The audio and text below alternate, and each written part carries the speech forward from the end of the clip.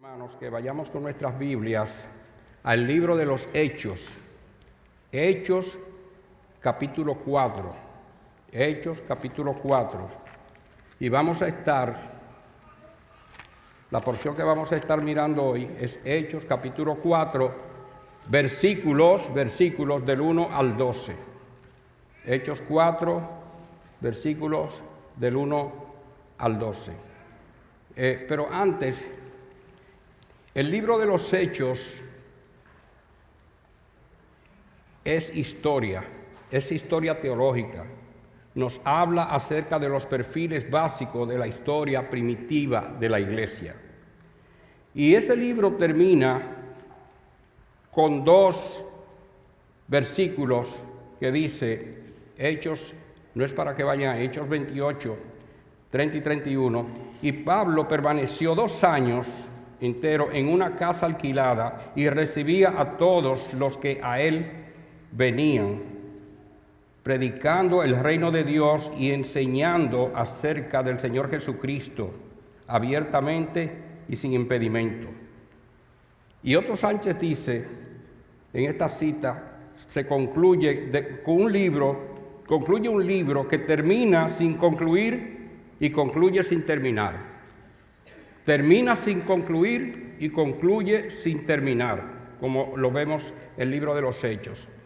Hechos trata de teología y cuestiones teológicas, como la deidad del Espíritu Santo, el arrepentimiento y la fe y la salvación solo por gracia. De muchas maneras, este es un libro fundamental para la comprensión de la Iglesia respecto a sí misma. Lucas, que había visto desarrollarse propósitos divinos para llevar las buenas nuevas desde Jerusalén hasta Roma, escribió lo que había investigado, lo que había oído y lo que había visto. También nos dice cómo se incorporaron los gentiles a la iglesia, cuando la iglesia inició. De manera que es un libro descriptivo y no prescriptivo. Descriptivo y no prescriptivo. Es historia bíblica. La palabra del Señor dice así, Hechos, capítulo 4, versículos del 1 al 12. Mientras Pedro y Juan hablaban al pueblo, se les echaron encima los sacerdotes, el capitán de la guardia del templo y los saduceos, indignados porque enseñaban al pueblo y anunciaban en Jesús la resurrección de entre los muertos. Les echaron mano y los pusieron en la cárcel hasta el día siguiente, pues ya era tarde. Pero muchos de los que habían oído el mensaje creyeron, llegando el número de los hombres que creyeron como a 5,000. Sucedió que al día siguiente se reunieron en Jerusalén sus gobernantes, ancianos y escribas. Estaban allí el sumo sacerdote Anás, Caifás, Juan y Alejandro, y todos los que eran del linaje de los sumos sacerdotes. Poniendo a Pedro y a Juan en medio de ellos, les interrogaban, ¿con qué poder o en qué nombre han hecho ustedes esto? Entonces Pedro, lleno del Espíritu Santo, les dijo, gobernantes y ancianos del pueblo, si se nos está interrogando hoy por causa del beneficio hecho a un hombre enfermo, ¿de qué manera éste ha sido sanado? Sepan todos ustedes y todo el pueblo de Israel que en el nombre de Jesucristo el Nazareno, a quien ustedes crucificaron y a quien Dios resucitó de entre los muertos, por él, este hombre se halla aquí delante de ustedes. Este Jesús es la piedra desechada por ustedes los constructores, pero que ha venido a ser la piedra angular. En ningún otro hay salvación, porque no hay otro nombre bajo el cielo dado a los hombres en el cual podamos ser salvos. Hemos titulado este mensaje en el día de hoy, La persona del Espíritu Santo. La persona del Espíritu Santo. El Espíritu Santo mora en cada cristiano genuino. Pero la llenura del Espíritu Santo nos prepara para proclamar la palabra de Dios sin temor, como discípulos de Cristo, donde quiera que haya necesidad de predicar el Evangelio del Reino. Y hemos propuesto el día de hoy 3 subpuntos o 3 encabezados. Número 1, el Espíritu Santo en la historia de la Iglesia. El Espíritu Santo en la historia de la Iglesia. Número 2, el Espíritu nos da palabra. Y número 3, la guía del Espíritu. Número 3, la guía del Espíritu. Vamos a ver nuestro primer punto. El Espíritu Santo en la historia de la Iglesia. En los comienzos de la vida de la Iglesia, por lo menos 5 ataques de persecución se registran en un periodo de 10 años, de acuerdo a algunos historiadores. Y en Hechos 4, es en Hechos 4 que se lleva a cabo la primera persecución contra nuevos creyentes. Pero después ha habido eras de severa persecución en grandes proporciones. Sabemos qué pasó en los primeros años con los registros, como lo registra el libro de los Hechos. Entonces, también más adelante prosiguen los ataques contra la iglesia con la muerte de Esteban y la muerte de Jacobo.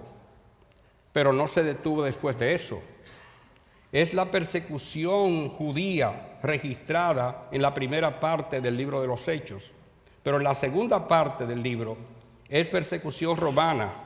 Es en el mundo gentil y el mundo romano que se produce. El primer perseguidor de la iglesia fue Nerón en el año 67. Él castigó a los cristianos tan cruelmente y caprichosamente que ofrecía a los cristianos como comida a los animales hambrientos. Eso era una gran crueldad. Otra manera para matar a los cristianos era empapándolos con brea y los incendiaban. Lo empapaban con brea o con cera y los incendiaban. Y los hacían antorchas vivientes para ellos iluminar lugares de fiestas y lugares donde ellos querían tener iluminación, en celebraciones públicas. Él usó también sierras o ruedas dentadas para cortar las partes del cuerpo, hermanos. ¡Qué crueldad! Muchos otros fueron quemados en agua hirviendo, apedreados, ahorcados o eran lanzados sobre los cuernos de los búfalos. Más tarde, otra forma de castigo que comenzaron a practicar fue la de decapitar a los cristianos. La persecución nunca cesó. La persecución nunca ha cesado hasta el día de hoy, aunque nosotros estemos cómodos aquí y no nos demos cuenta. Hay revistas y hay reportes de todo alrededor del mundo donde los cristianos tienen que adorar a Dios escondidos en la clandestinidad, porque los matan, los persiguen donde quiera que vaya. La persecución no ha cesado ni va a cesar. Entonces, ¿por qué? Porque estamos bajo el maligno. Es el príncipe de las tinieblas que está reinando. Pablo le asegura a Timoteo, le dice, en verdad, todos los que quieren vivir piadosamente en Cristo Jesús serán perseguidos.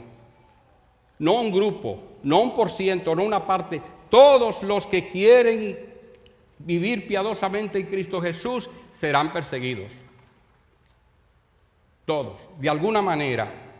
Y hay personas que dicen, yo soy perseguido por mi familia, porque ya me han aislado, ya me han marginado, ya el tema de conversación que yo les pongo o el que teníamos antes, ya no encontramos ese entretenimiento, esa cordialidad que había antes. Hay muchas formas de persecución que vienen hasta de los nuestros, en nuestra propia familia. Y por eso Pablo le asegura eso a Timoteo. Van a ser perseguidos en Cristo Jesús, todo el que busca al Señor. Pero es el Señor mismo quien nos asegura que tendremos tribulación. Si a Él lo persiguieron, entonces también a nosotros nos perseguirán. Pero Él dice, he vencido el mundo. Temprano en su ministerio, Jesús les había dicho a sus discípulos, bienaventurados serán cuando los insulten y persigan y digan todo género de mal contra ustedes falsamente por causa de mí. Regocíjense y alégrense, porque la recompensa de ustedes en los cielos es grande. Porque así persiguieron a los profetas que fueron antes que ustedes. El Señor hablándole a sus discípulos. Y su ministerio de 3 años, que se supone que algunas cosas habían mejorado desde lo que fue al principio, eso no paró. Porque un poco más de 3 años, cuando termina su ministerio terrenal, le dice, a ustedes les echarán mano y los perseguirán entregándolos a las sinagogas y a las cárceles, llevándolos ante reyes y gobernantes por causa de mi nombre. Pero eso les dará oportunidad de testificar. Por tanto, propónganse en sus corazones no preparar de antemano su defensa, porque yo les daré a ustedes palabras de sabiduría que ninguno de sus adversarios podrá resistir ni contradecir. Propónganse en sus corazones.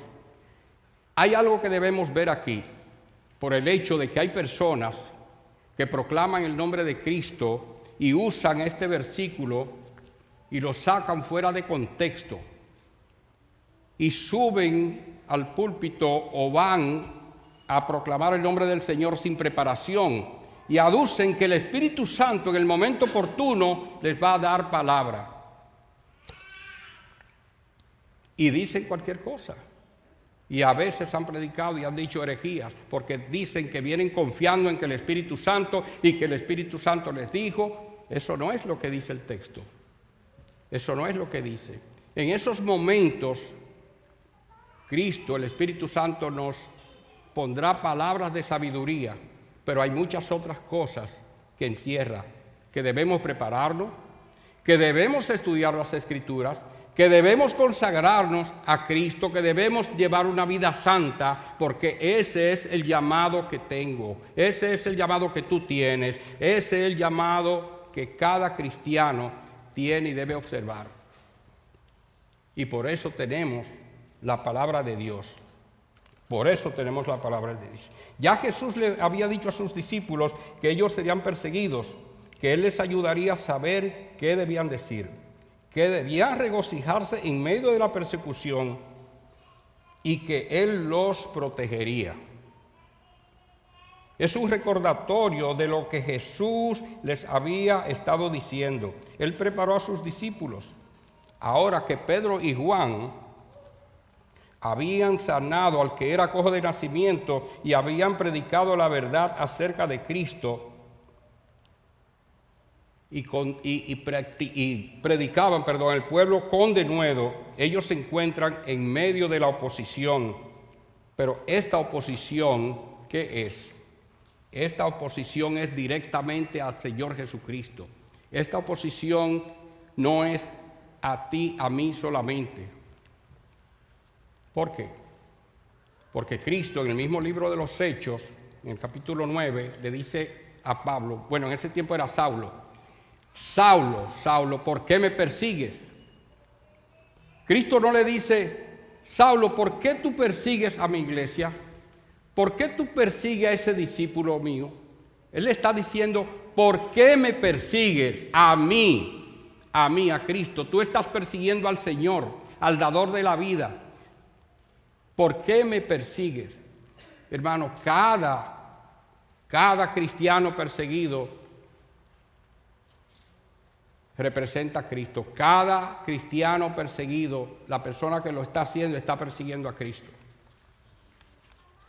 Porque nosotros en Él vivimos no estamos solos y nuestros cuerpos son templo del Espíritu Santo, porque Él no nos dejó huérfanos. Es en Cristo Jesús que nosotros vivimos. Es en Él que vivimos y nos movemos. La conspiración de esas autoridades, en los versículos del 1 al 3, evidencia el comienzo de la persecución. Pero en el versículo 4 habla del poder del Espíritu de Dios. Muchos en medio de las pruebas oyeron, recibieron y creyeron el mensaje de la palabra de Dios, llegando el número de los hombres como a 5,000. Llegando el número de los hombres como a 5,000. De manera que lo que Cristo ha estado enseñando y lo que el poder del Espíritu Santo está haciendo en nosotros es evidente. Es evidente, hermanos. Se está mirando. No es algo que estamos diciendo, ¿qué ha pasado en mi vida?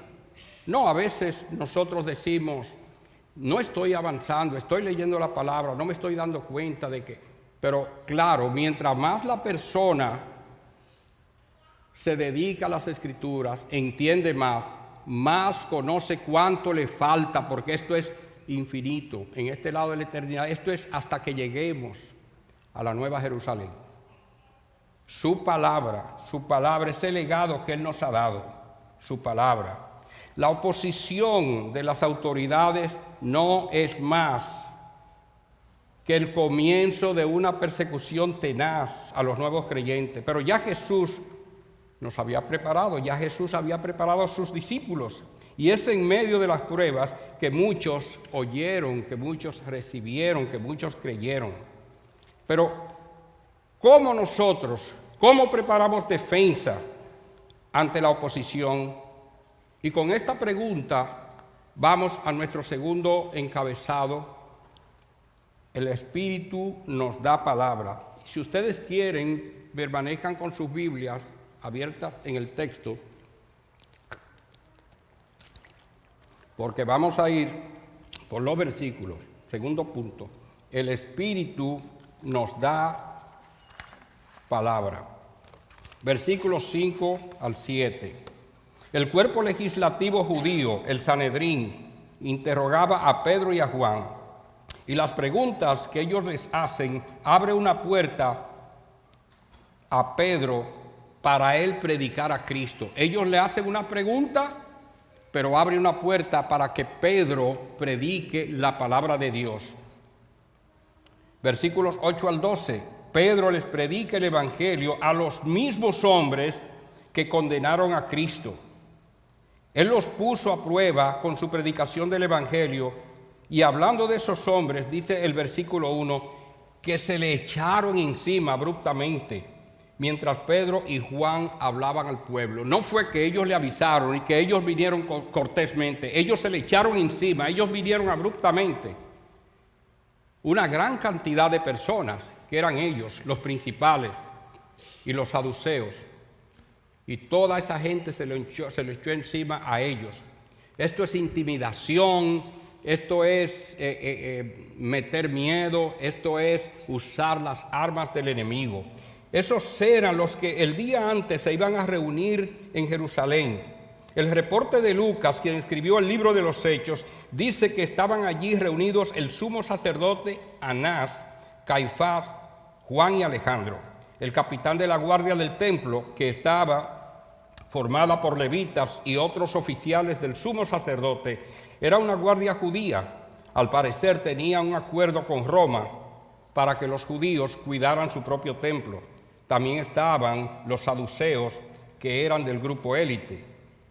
Los definen como Consejo Supremo de los Judíos, los cuales trataban y decidían sobre los asuntos de estados y religión. Era un grupo. Los saduceos eran un grupo que ejercían una gran influencia en el pueblo y tenían buena relación con el poder romano también.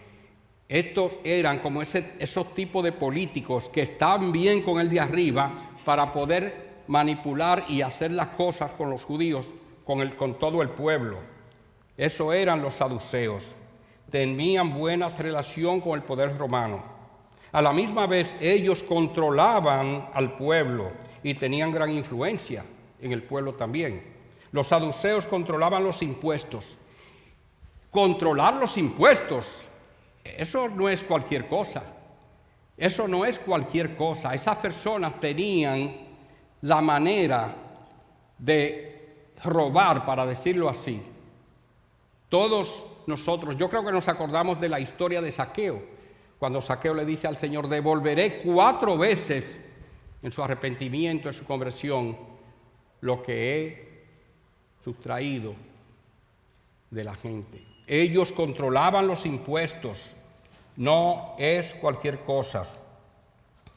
Entonces, estaban también los gobernantes, un grupo influyente con cargos importantes, también los ancianos, que en griego es presbíteros.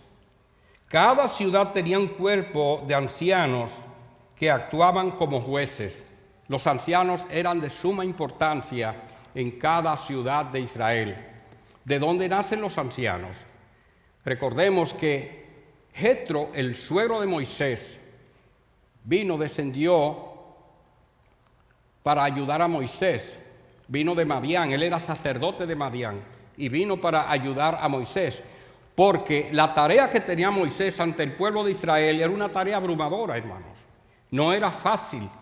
Cuando él vio todo lo que hacía Moisés y todas las personas que venían a Moisés, Moisés era juez, Moisés tenía que estar interactuando, intercambiando con todos los problemas que había allí tan numerosos. Y el suegro le dijo: no, Moisés, tú vas a desfallecer, tú no te podrás sostener de esa manera.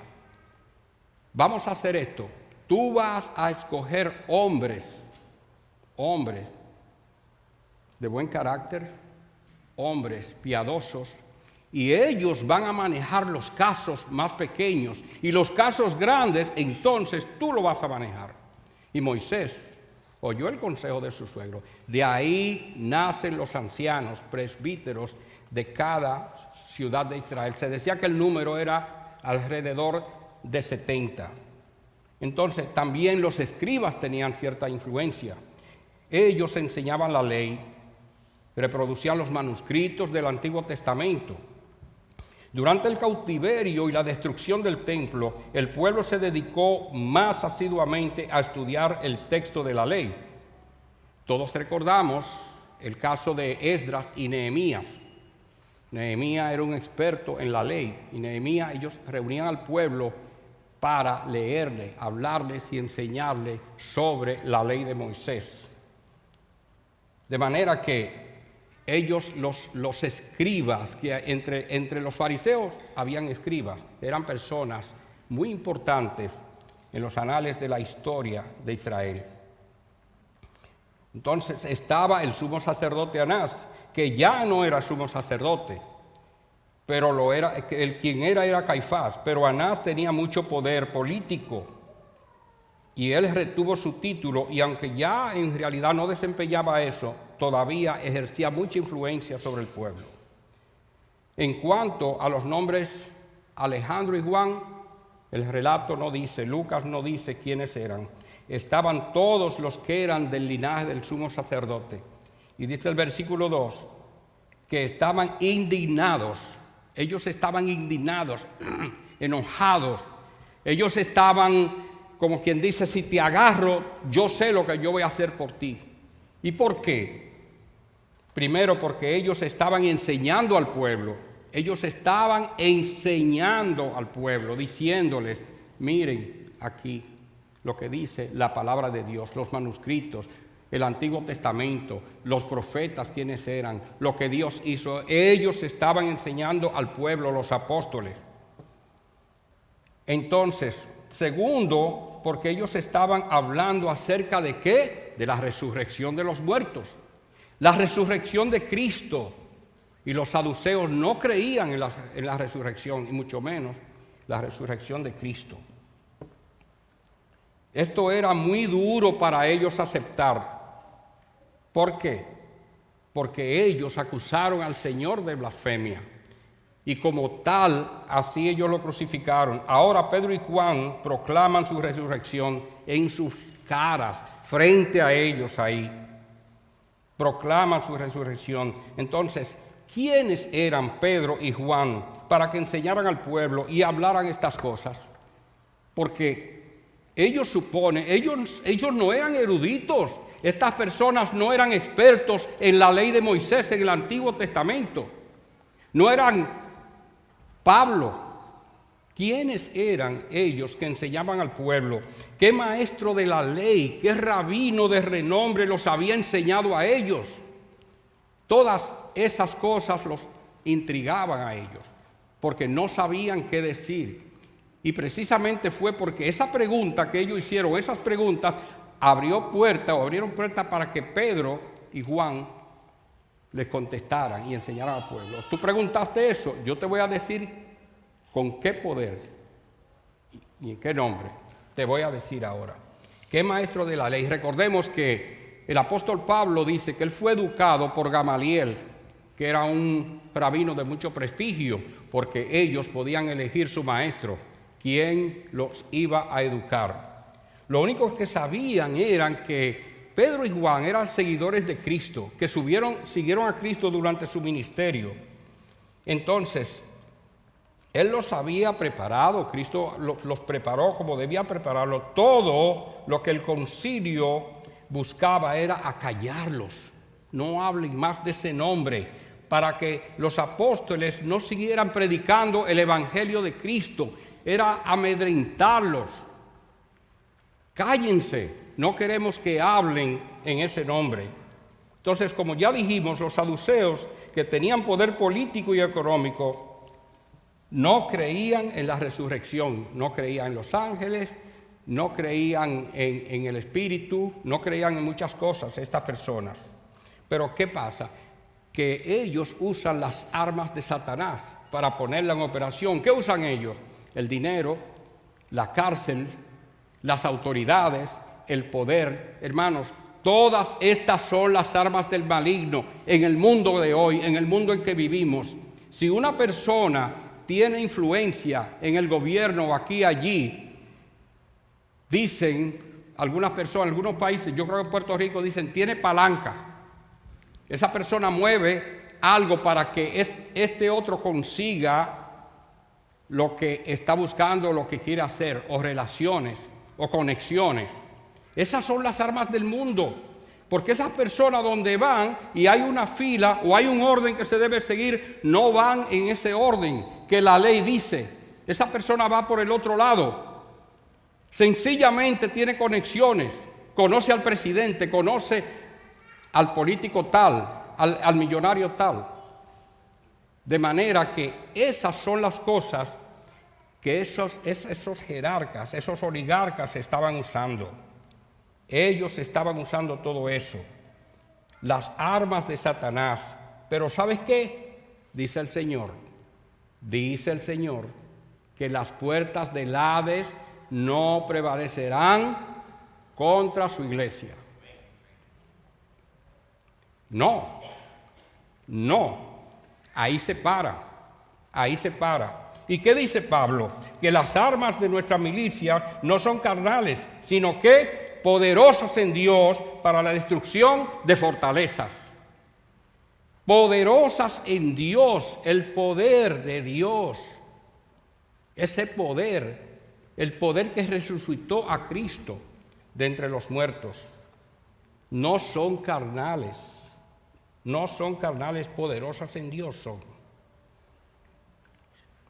Entonces, hermanos y amigos, aunque el enemigo haga oposición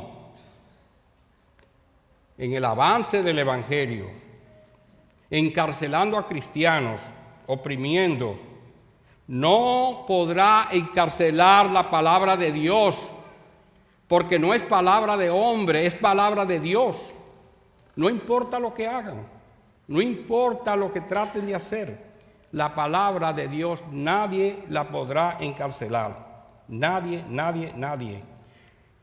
El mensaje del evangelio siempre va a ser oído. siempre va a ser oído. Y dice que el número de las personas que oyeron y creyeron habla como 500. Ahora, cuando habla 500 hombres, no está hablando en el término orgánico, hombres, almas, que incluye mujeres, incluye niños, no. Está hablando de hombres, o solamente masculinos. Cuando se suma a sus mujeres, los que tenían esposas y niños, se puede figurar o calcular que el número podía llegar entre 10,000 y 15,000. Versículos 5 al 7. Estos hombres son los mismos que habían encarcelado a Pedro y a Juan el día anterior, los que irrumpieron y se le echaron encima súbitamente. Entonces, dicen ellos, le preguntan, ¿con qué poder están ustedes haciendo esto? ¿O en qué nombre han hecho esto? Y esto, yo diría, bueno, no saben en lo que se están metiendo, porque eso nos da cabida, y es que Cristo ya se lo había dicho y los había preparado. Eso les da una oportunidad a Pedro, les da una oportunidad para proclamar el Evangelio, para Pedro decirle, yo le voy a decir ahora. Versículo 8. Entonces Pedro, lleno del Espíritu Santo, les dijo, gobernantes y ancianos del pueblo. Y noten en la forma respetuosa que Pedro les dice eso. Gobernantes y ancianos del pueblo. Si se nos está interrogando hoy por causa del beneficio hecho a un hombre enfermo, ¿de qué manera éste ha sido sanado? Sepan todos ustedes, y todo el pueblo de Israel, que en el nombre de Jesucristo el Nazareno, a quien ustedes crucificaron, ustedes lo crucificaron ustedes, y a quien Dios resucitó de entre los muertos, por él, este hombre se halla aquí sano delante de ustedes. Sepan y entiendan eso. Entonces, ¿por qué dice Pedro esto? ¿Qué se cumple aquí? Aquí se cumple lo que el Señor le había estado diciendo. Aquí se cumple, y si quieren lo pueden ver, pero aquí yo se los leo. El Evangelio de Lucas, capítulo 2 y versículo 12 dice, porque el Espíritu Santo en esa misma hora les enseñará lo que deben decir. Pedro hace una valiente proclamación de Jesús y la resurrección frente a los gobernantes y ancianos del pueblo. Porque el Espíritu Santo en esa misma hora les enseñará lo que deben decir. De manera que con denuedo él predica. Ya el Espíritu Santo lo había preparado a Pedro. Al apóstol Pedro. Sí, al apóstol Pedro. Pero no es Pedro el que negó al Señor 3 veces. No es Pedro el que en el atrio del templo negó al Señor 3 veces, que le dijo, yo no lo conozco, y se le acercó por tercera vez, creo que fue tercera vez la muchacha que le dijo, sí, tú eres de ellos, porque él hasta habla como él. No, yo no lo conozco. Pero ahora Pedro, la diferencia entre el Pedro cobarde y el Pedro valiente radicaba ¿en qué? En la llenura del Espíritu Santo. El Espíritu Santo nos capacita, el Espíritu Santo nos prepara. Entonces aquí la conversación de Pedro toma un tono diferente. Y noten el versículo donde dice, entonces, quiere decir, por lo que ustedes han hecho y desean saber, yo se lo explicaré. Ese entonces marca una especie de conclusión y ahora es Pedro el que debe ser oído. Entonces, conclusión, pero ahora Pedro va, como se dice, al ataque. El Espíritu Santo lo llena de palabras de sabiduría, de valentía y lo equipa para predicar a Cristo con denuedo. Para predicar a Cristo. Sepan ustedes, señores del concilio, que con el poder de Dios y en el nombre de Jesús, ese hombre se halla aquí, delante de ustedes. Noten que todo lo que Pedro, y lo miraremos ahora, todo lo que Pedro va a hacer de aquí en adelante es después de la llenura del Espíritu Santo. Después de la llenura del Espíritu Santo. Pero sepan ustedes, señores del concilio, que con el poder de Dios, ¡wow! Y nos maravillamos, el poder de Dios, la admiración que Pablo tiene, la extraordinaria fuerza de su poder, dice Pablo, la eficacia de su poder. ¿Qué es una cosa eficaz? Un medicamento eficaz o algo que hace su efecto. Y Pablo se refiere al poder de Dios como la eficacia de su poder cuando él ora. De manera que cuando ellos dicen, ¿pero con qué poder? No, ellos no van a entender eso. No lo van a entender. No lo van a entender porque es con el poder de Dios el que resucitó a Cristo de entre los muertos y el que resucitó a Lázaro de la tumba. Con ese poder, hermanos, si nosotros nos apropiamos de las buenaventuranzas, si nosotros amamos la palabra de Dios, si nosotros tenemos la seguridad y no inseguridad, y ponemos nuestra fe y caminamos en Cristo, nosotros tenemos el poder del Espíritu Santo dentro de nosotros. Pero la inseguridad y las cosas de la vida y el entretenimiento y la distracción que existe nos pone en desventaja. Y nuestra fe se pone ahí hay como indecisión. No, debemos ser obedientes a su palabra.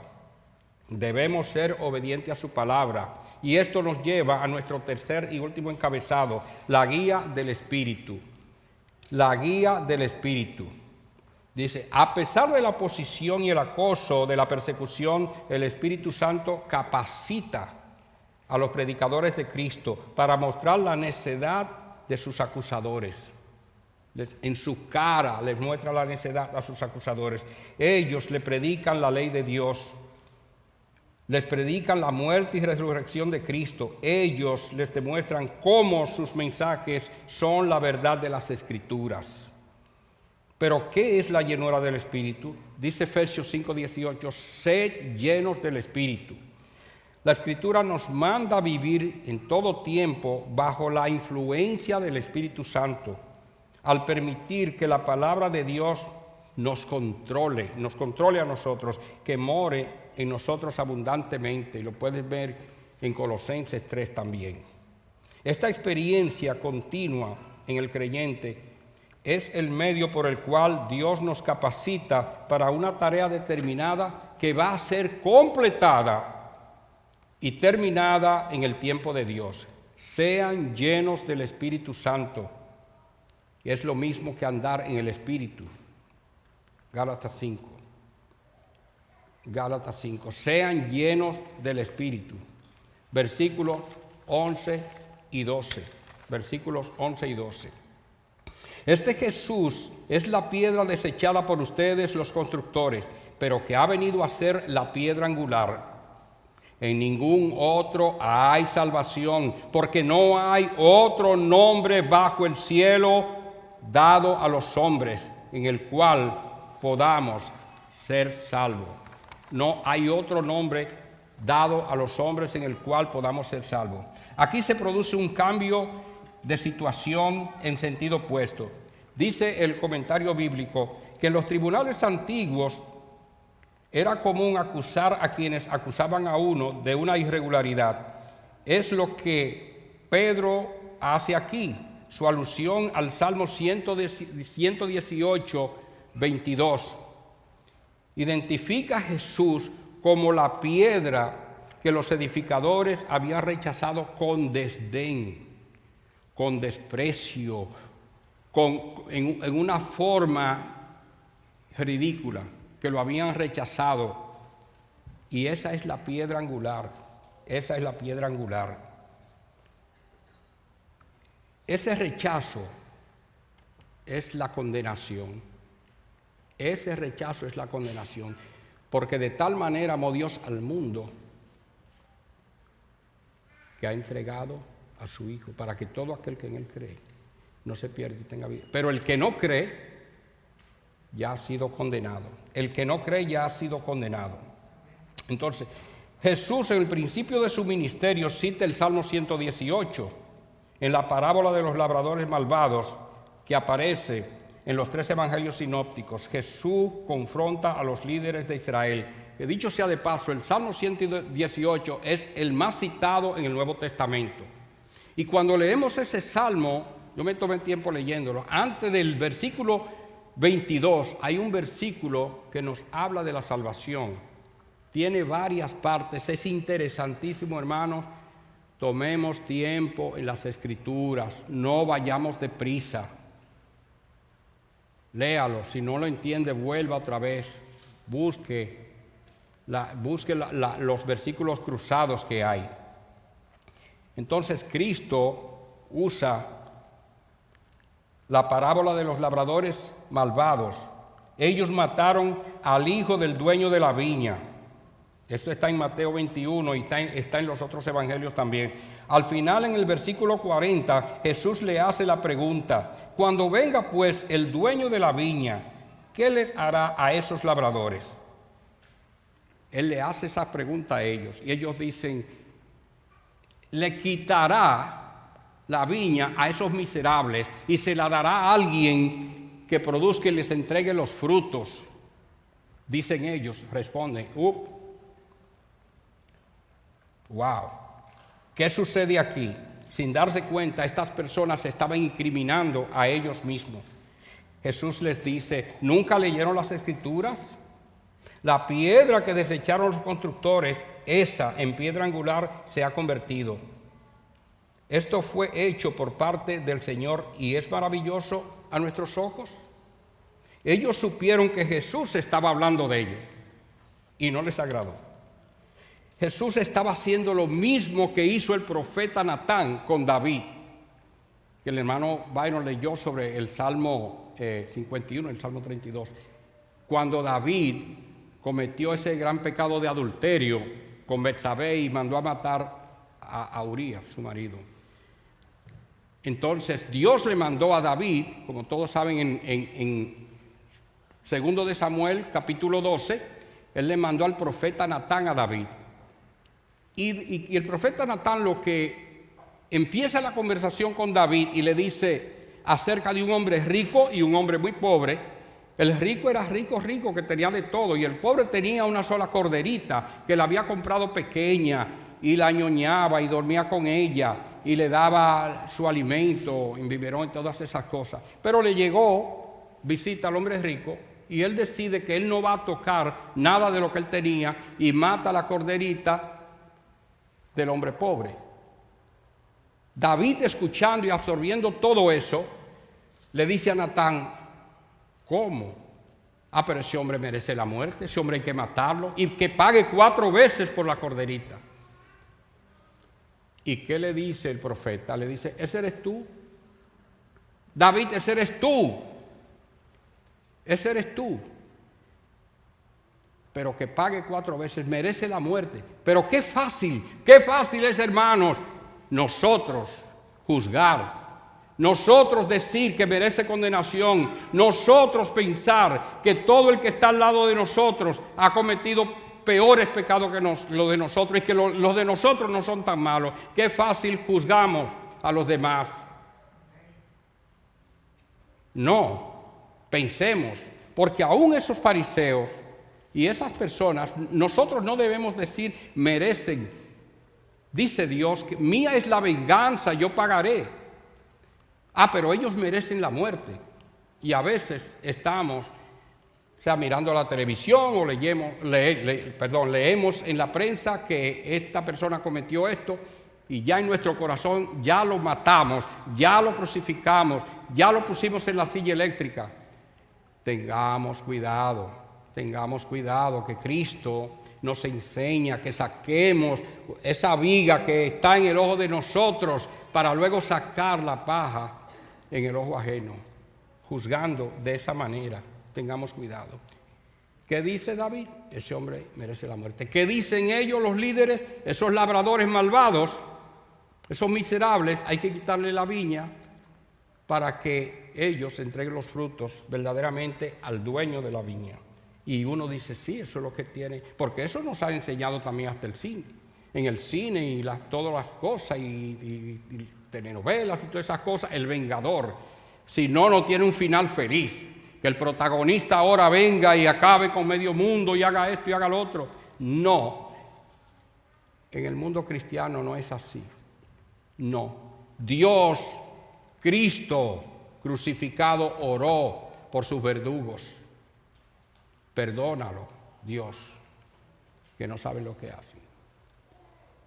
Y muchos de esos se arrepintieron en Pentecostés, en el primer sermón de Pedro, como lo podemos ver ahí en el libro de los Hechos. Entonces, la salvación. ¿Qué es la salvación? Porque dice el versículo 12, en ningún otro hay salvación. ¿Qué es la salvación? Alguien dijo que la salvación es revertir todo lo que hizo el primer Adán y seguir todo lo que hizo el segundo Adán. Nosotros somos siervos del segundo Adán. Y Él es dueño y Señor de nuestras vidas. Es revertir lo que hizo el primer Adán. Y adoptar y seguir y apropiarnos de lo que hizo Cristo y de lo que ha hecho y lo que sigue haciendo. Y la inerrante palabra de Dios nos dice que solo en Cristo hay salvación, en ningún otro. ¿Qué significa ser salvado? ¿De qué somos salvados? ¿De qué somos salvados nosotros? Nosotros somos salvados de la ira de Dios, de la ira de Dios, no, de todo lo que el pecado trae sobre el pecador, del poder opresor de Satanás sobre el pecador, de la tortura interna que nos trae esa culpa en nuestra conciencia, de la ira de Dios viniendo sobre nosotros en el juicio final, porque daremos cuenta a Dios.